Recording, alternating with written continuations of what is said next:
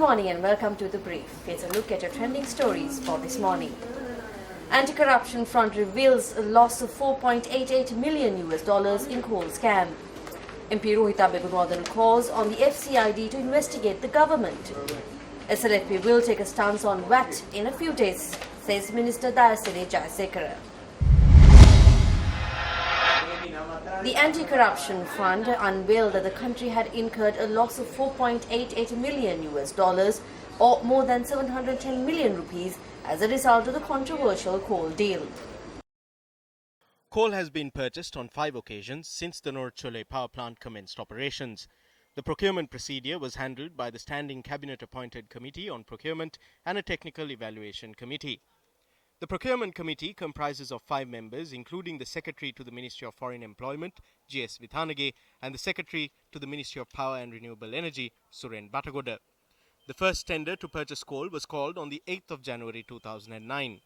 The tender was cancelled on the grounds that there was only one supplier and that the price was too high. Tenders were called again on the 27th of July 2009 and 2 of the 12 companies which submitted bids were considered. Eventually, it was decided to purchase coal from Noble Resources Limited, the second lowest bidder. When tenders were called again on the 21st of May 2013, the Procurement Committee recommended to Cabinet that coal be purchased from either Liberty Commodities Limited or Uttam Galva Steels Limited. An appeal submitted by Taurian Iron and Steel Limited was also accepted and submitted to the Cabinet. Nevertheless, once again the tender was granted to Noble Resources Limited. Incidentally, in this case too, Noble Resources was not the lowest bidder. Tenders to supply coal were called again on the 18th of June 2014. In this instance, a recommendation was made to the Cabinet to cancel and recall tenders. Then Subject Minister Patali Champika Ranawaka addressed a letter to the President and noted that all previous tenders had been cancelled with the intervention of President Mahinda Rajapaksa and that the contract was granted to the company recommended by him.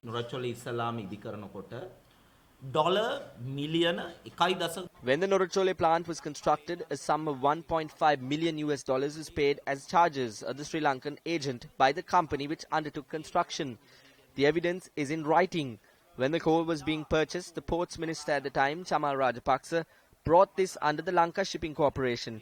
It is clear that some deals were struck here. The majority of the coal was brought down by the agents in Sri Lanka, a daughter of Rajapaksa's sister. The money raised through this process was key in forming the CSN channel. This was such a powerful issue that it led to ministers being removed from their positions. When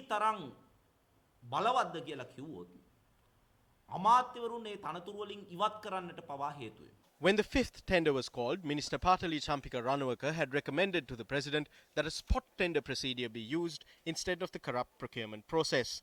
While the Procurement Committee had decided on the bid made by Noble Resources Limited, the company Swiss Singapore Overseas Enterprises Limited had requested that the tender conditions be amended.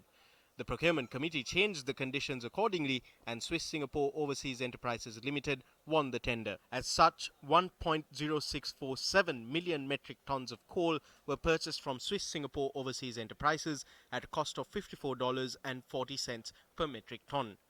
A sum of $57.93 million was spent on the procurement. The quantity of coal purchased through the spot tender system introduced by Minister Patali Champika Ranawaka during this time frame amounts to 1.125 million metric tons. The coal was purchased at a cost of $49.83 per metric ton with a total expenditure of $56.08 million. Accordingly, the Ministry of Power and Energy spent a sum of $114.008 million in this time frame to purchase 2.9 million metric tons of coal. However, if the coal had been purchased under the spot tender system at a cost of $49.83 per metric ton, the expenditure would only have been $109.12 million. The Anti-Corruption Front pointed out at a media briefing held today that the country had lost an opportunity to save $4.88 million as a result of this deal. Speaking at a public rally held in Panadura, MP Rohita Begunwadhan proposed that the FCID conduct investigations into the dealings of the current government as well. The mega deal is being uncovered now. The largest mega deal in the history of Sri Lanka, the coal deal, is being uncovered now.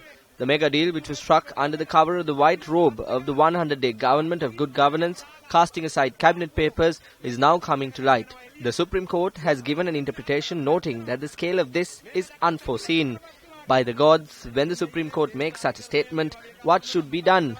Where is the FCID? Just like they grabbed Namal by the neck, shouldn't they also grab the minister who presented the cabinet paper for everyone to see? Shouldn't they arrest him immediately and produce him in court? No, they have appointed a committee. Even for the central bank scam, they appointed a committee. As mega deals happen before their eyes, they appoint committees. There is no talk about it. මේකට නෝ කතා බය වෙන්න එපා සමහරු කිය ඉස්සුද බය වෙන්න එපා පහ යනකම් වැටෙන්නේ නැහැ. Speaking in Bindiria, Minister Dayasiri Jayasekara said that the Sri Lanka Freedom Party will take a stance on the value-added tax amendment bill in a few days' time.